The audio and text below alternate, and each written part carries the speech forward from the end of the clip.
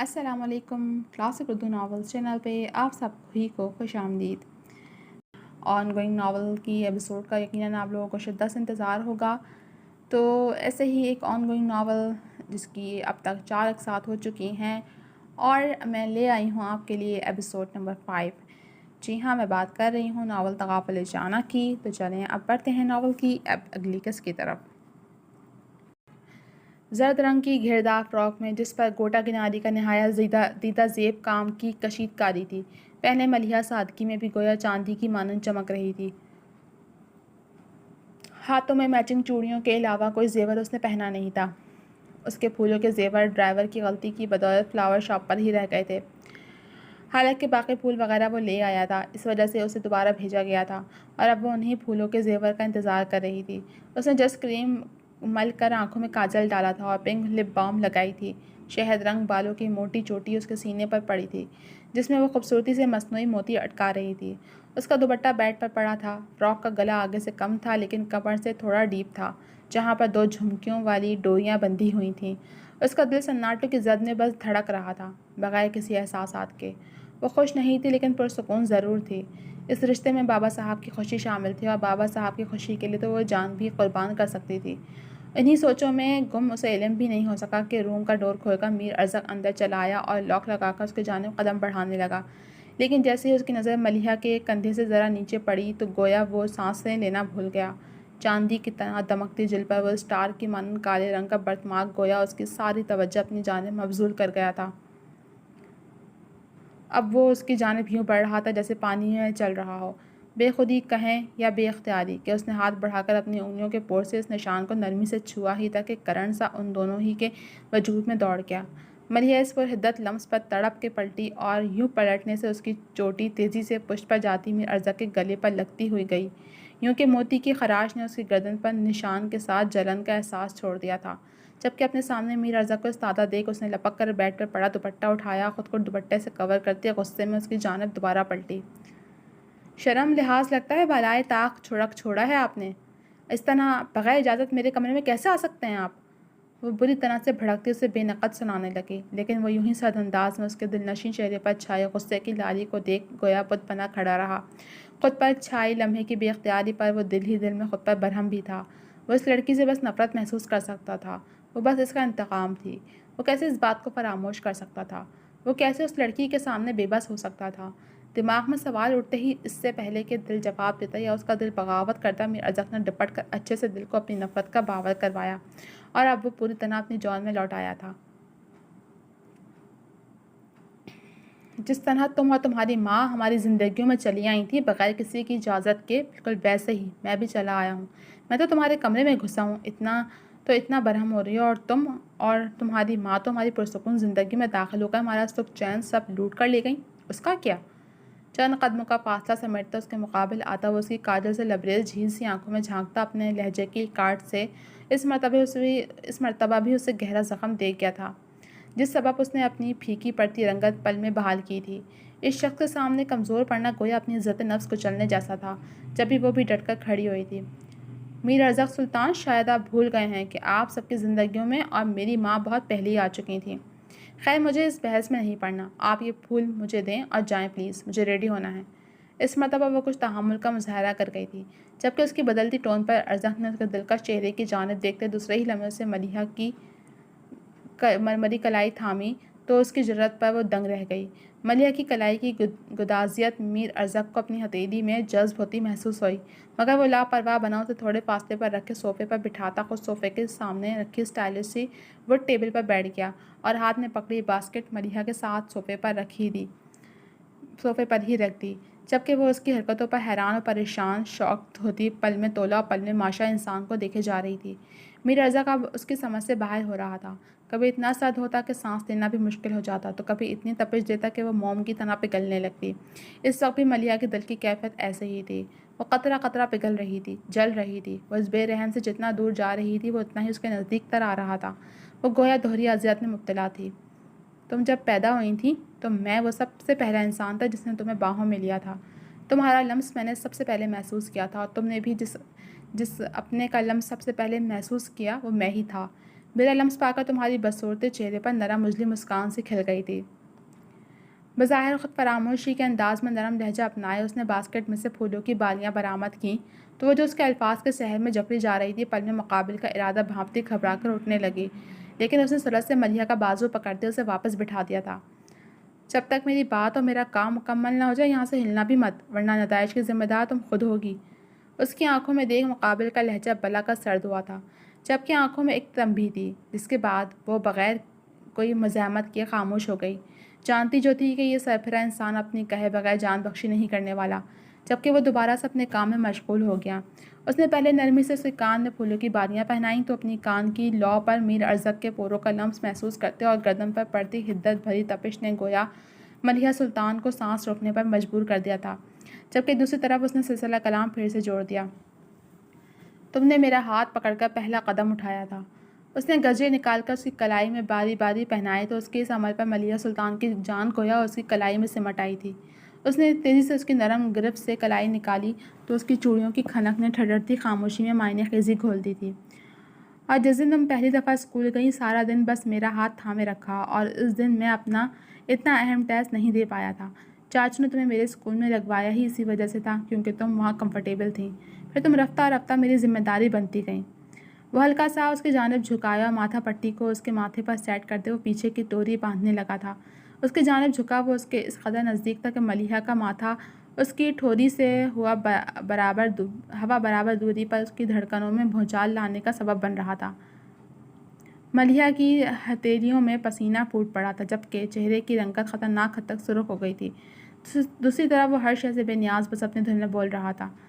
اس دن کے بعد سے تم سب سے زیادہ میری ذمہ داری بن گئی تھی۔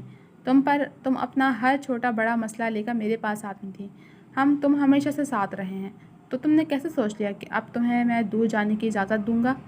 ملیحہ کی انگلی میں انگوٹھی بناتے اچانک اس کی گرفت ملیحہ کے ہاتھ پر بے رحم ہوئی اور ساتھ ہی چہرے کے تاثرات حد سے زیادہ پتھریلے ہو گئے۔ اس کے بدلتے انداز نے ملیحہ کا دماغ گھما ڈالا تو وہ ایک جھٹکے سے صوفے سے جیسے ہی اٹھی میر ارزق نے اسے واپس صوفے پر دھکیل دیا، جس سبب ملیحہ کی کمر ایک جھٹکے سے صوفے کی بیک سے جا کر لگی۔ اس جارحانہ عمل پر اس نے گھبرا کر میر ارزق کو دیکھنا چاہا تو وہ اس کے اوپر جھکا صوفے کی بیک اور ہتھی پر اپنے ہاتھ جمائے شعلہ بار انداز میں اس کے چہرے کو دیکھتا ملیحہ کے وجود میں سنسنی سے دوڑا گیا۔ آپ مجھ سے چاہتے کیا ہیں؟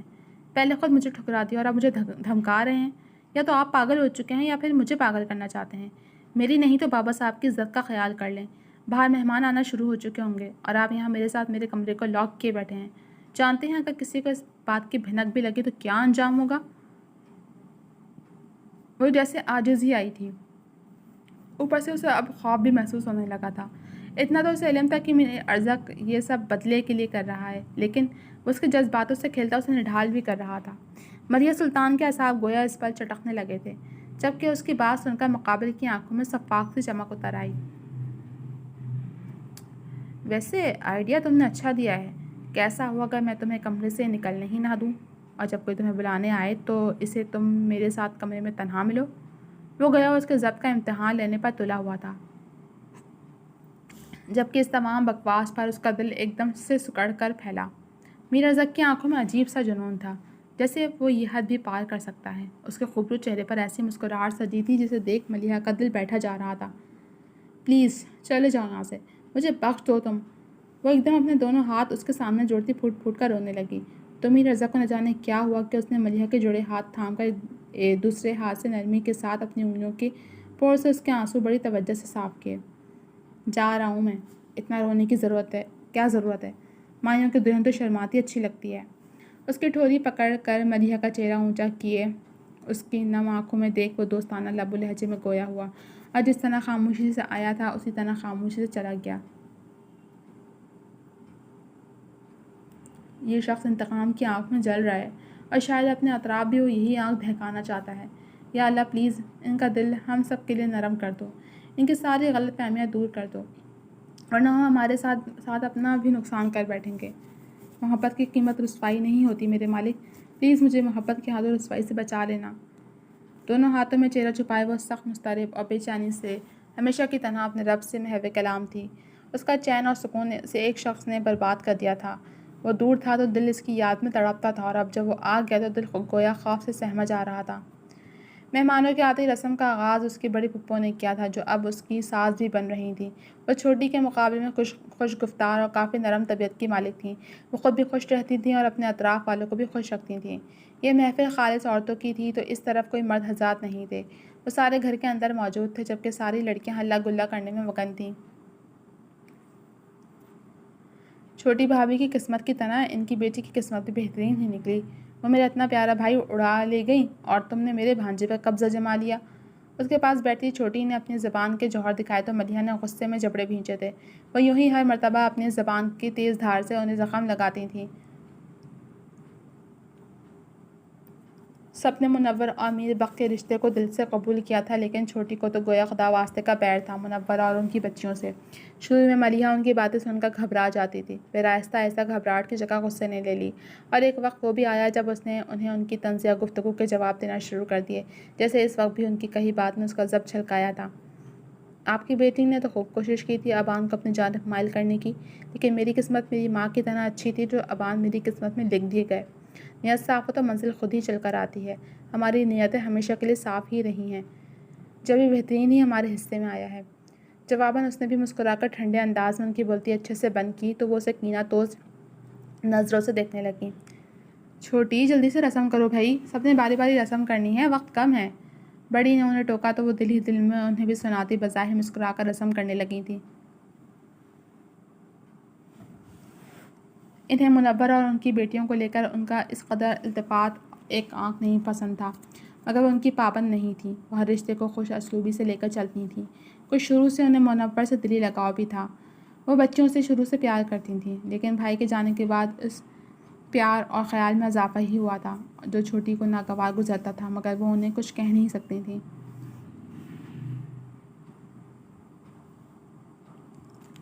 چھوٹی کی باتوں کو دل پر مت لینا، ورنہ خواہ مخواہ موڈ خراب کر لو گی۔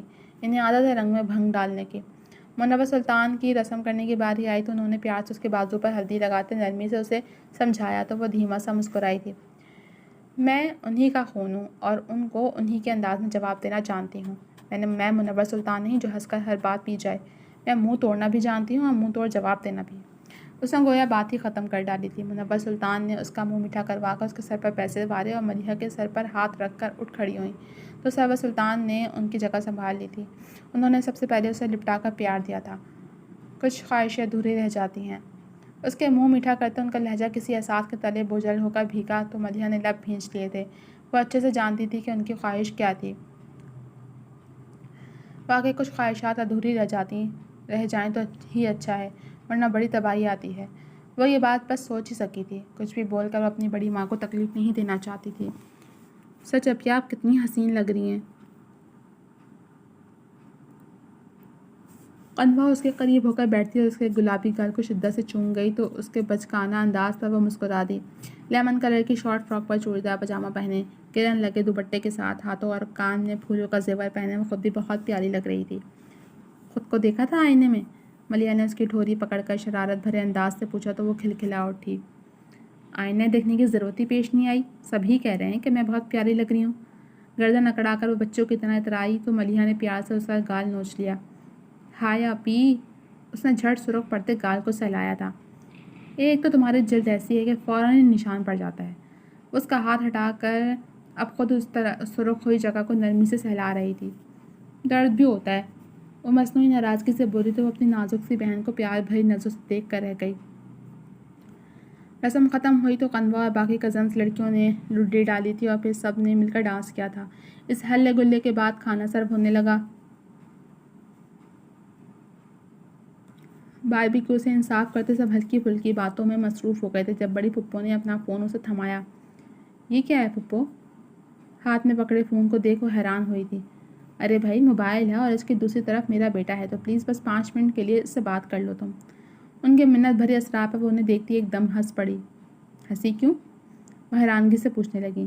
آپ بہت کیوٹ ہیں پھپھو، اس نے برملا تعریف کرتے انہیں جھینکنے پر مجبور کر دیا۔ بھائی مجھے ٹپیکل ساس بننا پسند نہیں ہے، میں تو ماڈرن ساس ہی بنوں گی۔ نزاکت سے ساڑی کا پلو درست کرتی وہ ایک ادا سے بولتی آگے کی جانب بڑھ گئیں، تو پیچھے وہ ہنس کر اپنی جگہ سے اٹھی تھی۔ کوئی اس کی جانب متوجہ نہیں تھا۔ وہ مزے سے اٹھی اور فراک سنبھالتی سیدھا چھت کا رخ کر گئی کہ اس کا کمرے میں تو کوئی بھی آ سکتا تھا۔ چھت کی سجاوٹ بہت پیاری تھی، چاروں جانب بڑے بڑے گملوں میں سرسبز پھول اور پودے لگے ہوئے تھے۔ چھت پر دن بھر شیڈ ہوتی تھی، لیکن شام میں وہ شیڈ ہٹا دی جاتی تھی۔ خاص کر بارش کے دنوں میں تو شیڈ سے چھت کو کور ہی نہیں کیا جاتا تھا، کیونکہ اکثر وہ لوگ چھت پر انجوائے کرنے آتے تھے، خاص کر بارش کے موسم میں۔ وہ سیدھی چھت پر پہنچ کر جھولے پر بیٹھی ہی تھی، شفاف آسمان پر جھلملاتے ستارے اور ٹھنڈی سبک رواں سی چلتی ہوا، بھینی بھینی رات کی رانی کی مہک، گویا پل میں اس کے دل کی کثافت چھٹی تھی۔ ابھی وہ بیٹھی ہی تھی کہ ہاتھ میں پکڑے موبائل پر ویڈیو کال آنے لگی تو اس نے کال ریسیو کرتے ہی فرنٹ کیمرے کے بجائے بیک کیمرہ آن کر لیا۔ ارے یار، یہ ظلم مت کرو، مجھے اپنی مائیوں کی دلہن دیکھنی ہے۔ ملکہ بان کی جھلائی ہوئی آواز پر وہ ایک دم سے کھلکھلا کر ہنسی تھی، یوں جیسے کئی موتی ٹوٹ کر ایک سانس میں گرتے جا رہے ہوں۔ ہنس لو میرے حال پر، بس 2 دن ہیں، پھر میرے پاس ہی آنا ہے تم نے، تب لوں گا میں چن چن کر تمہارے ہر ظلم کا حساب۔ اس نے بھڑک مارتے دھمکی دی تھی، جسے اس نے پل میں ہوا میں اڑایا تھا۔ تب کی تب دیکھی جائے گی، ابھی تو تم حساب دے رہے ہو۔ اس کی شرارت بھری سنجیدگی سے دو بدو کہنے پر وہ ٹھنڈی سانس بھر کر رہ گیا تو وہ اس کے حال پر ترس کھاتی فرنٹ کیمرہ آن کر گئی، جبکہ وہ سامنے نظر آتی اس پری کو دیکھ کئی لمحوں تک کچھ بول ہی نہیں پایا تھا۔ چاند چہرہ، جھیل سی آنکھیں، چہرے کی مسکان کے قربان گئے، تیرے حسن کی تاب نہ لاتے ہوئے، کئی غازی ہوئے، کئی کتنے ہی جان سے گئے۔ افشاں کنول۔ ابان اگر تنگ کریں گے تو ابھی کال بند کر دوں۔ اس سے پہلے کہ وہ مزید پھیلتا ملیحہ نے اسے آنکھیں دکھائیں تو وہ پل میں سنبھلا تھا۔ یار یہ ظلم تو مت کرنا، اس نے گویا التجا کی تھی۔ پھپھو نے 5 منٹ کا کہا تھا، جس میں سے 3 منٹ گزر چکے ہیں۔ اس نے گویا اسے جتایا تو جواباً ملک ابان نے اسے مصنوعی گھوری سے نوازا۔ ظالم ہو پوری، ابھی تو نظریں سیراب بھی نہیں ہوئیں، دل بھر کر دیکھنے تو دو۔ وہ جیسے تڑپ اٹھا تو اس نے شان بے نیازی سے چہرہ ہلکا سا ترچھا کر لیا۔ اس سے پہلے کہ ملک ابان مزید حال عدل سنتا یا کچھ بول پاتا، اسکرین پر میر ارزق کا چہرہ نمایاں ہوا تھا اور اگلے ہی لمحے وہ ملیحہ کے ہاتھ سے فون اچک چکا تھا۔ یہ کیا بدتمیزی ہے؟ ملک ابان کو اس کی یہ حرکت سخت ناگوار گزری تھی۔ بدتمیزی ابھی میں نے کی نہیں ہے، تو اس بات کو ماننے سے میں صاف انکاری ہوں۔ تو دولہے صاحب، جس چہرے کو آپ دیکھنے کی بات کر رہے تھے، وہ چہرہ اب آپ بھول جائیں۔ اس کے ٹھنڈے ٹھار لہجے کی کہی بات نے ملک ابان کو گویا آنکھ ہی لگا دی تھی۔ تم گھمنڈی ہونے کے ساتھ ساتھ بہت بد تہذیب بھی ہو۔ کسی کی بھی پرائیویسی میں گھسانا اور اپنی بکواس شروع کر دینا، گھر سے دور رہ کر تم نے تو بڑی مامی کی تربیت ہی ڈبا ڈالی۔ وہ بھی ملک ابان تھا، اسے بھی سامنے والے کو اچھے سے آگ لگانی آتی تھی۔ جسٹ شٹ اپ، وہ دبے دبے انداز میں دھاڑ اٹھا، جبکہ ملیحہ پریشان سی ان دونوں کو تلخ کلامی کرتے سن کر پریشان ہو رہی تھی۔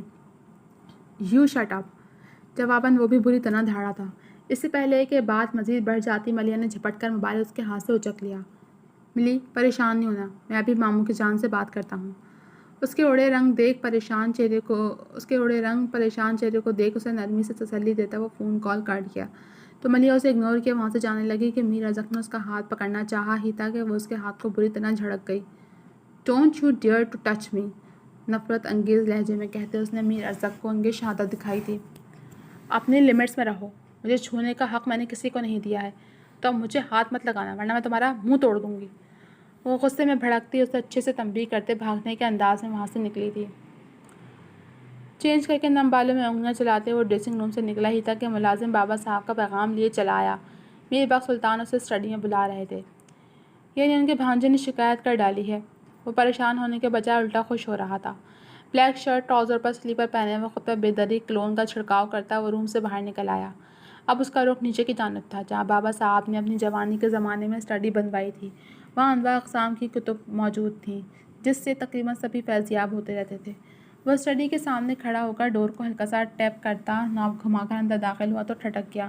اس کی ماں جی بھی وہیں موجود تھیں۔ انہوں نے اسے آنکھ سے ہلکا سا اشارہ دیا کہ دروازہ بند کر دو۔ اس نے جھٹ حکم کی تعمیل کی تھی۔ ڈور بند کرتے وہ سیدھا ان سے چند قدموں کے فاصلے پر آ کر ٹھہرا تھا۔ وہ اور سرور سلطان صوفے پر ایک ساتھ بیٹھے ہوئے تھے، مگر ہمیشہ کی طرح ان کے بیچ ایک مخصوص فاصلہ تھا۔ تم اگر یہاں آ ہی گئے ہو تو سکون سے خود بھی رہو اور دوسروں کو بھی رہنے دو۔ ابان اس گھر کا ہونے والا داماد ہے، تم اسے عزت نہیں دے رہے اور نہ تمہارا رویہ اس کے ساتھ اچھا ہے۔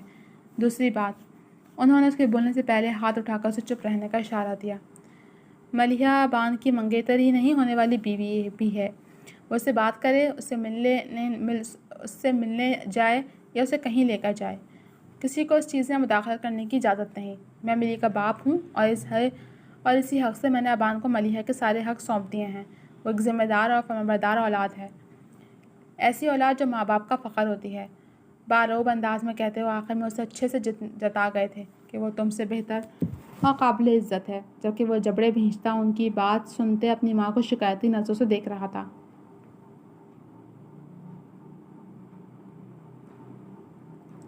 تم غصہ ہونے کے بجائے ٹھنڈے دل اور دماغ سے سوچو گے تو تمہیں اس چیز کا احساس ہوگا، ملیحہ ہم سب کو بے پناہ عزیز ہے، اس نے کسی اور کے کی سزا جھیلی ہے، ہم بس اسے خوش دیکھنا چاہتے ہیں۔ ابان جتنا بھی اچھا ہو لیکن وہ مرد ہے، مرد کی انا اگر بیدار ہو جائے تو نقصان عورت کا ہی ہوتا ہے۔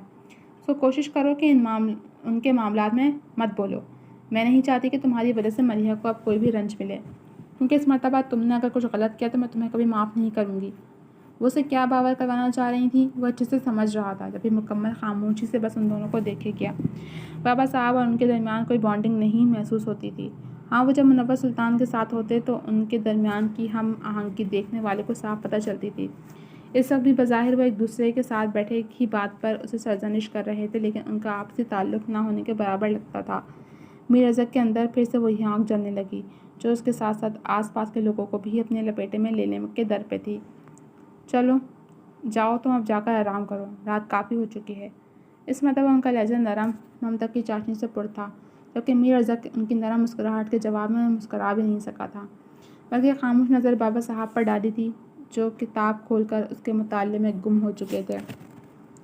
وہ مزید ضبط نہیں کر سکا اور تیزی سے پلٹ کر وہاں سے نکلتا چلا گیا۔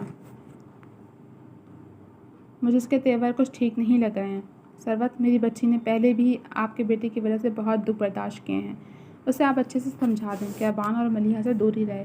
میری بچی کو ازک کی وجہ سے ذرہ برابر بھی کوئی تکلیف پہنچی تو مجھ سے برا کوئی نہیں ہوگا۔ اس کے باہر نکلتے ہی وہ زور سے کتاب بند کر کے ٹیبل پر پٹک گئے تھے۔ آپ فکر مند نہ ہوں، میں اسے سمجھا دوں گی، نرم گوئی سے کہتے وہ ان کی جانب دیکھتی نرمی سے مسکرائیں تو اپنا ہاتھ تسلی بھرے انداز میں ان کے ہاتھ پر رکھا تو جواباً وہ بھی مسکراتے ہوئے ان کے ہاتھ پر اپنا ہاتھ رکھ چکے تھے۔ آپ بہت اچھے ہیں میر وقت، کاش مجھے آپ سے پہلی سی محبت ہوئی ہوتی۔ ان کے لہجے میں اذیت تھا، پچھتاوا شامل تھا، جس کے جواب میں وہ ان کے گرد نرمی سے بازو حمائل کر گئے تو وہ تھکنے کے انداز میں ان کے شانے پر سر ٹکا گئی تھیں۔ انہوں نے بابا صاحب کو تو مطمئن کر دیا تھا، لیکن اپنے بیٹے کے تیور انہیں بھی اندر ہی اندر پریشان کر رہے تھے۔ ان کا دل کسی آنے والے طوفان کی آہٹ محسوس کرنے لگا تھا، لیکن وہ ابھی انجان تھیں کہ یہ طوفان کس طرح سب کی زندگیوں کو بدل دینے والا تھا۔ جی تو جناب، چوتھی قسط اپنے اختتام کو پہنچی۔